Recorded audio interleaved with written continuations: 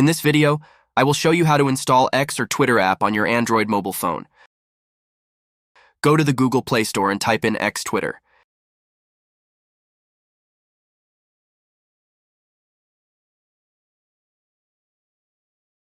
The X app will show up. Go ahead and download it.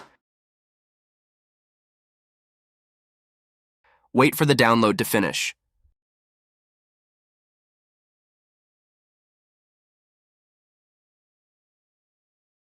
Upon completion, you can choose to open it here,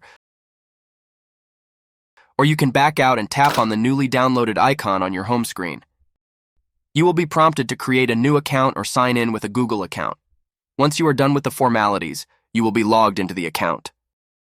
Turning on notifications is optional. You might also want to allow video calls and add your language if this is your first time logging in. Enjoy using X.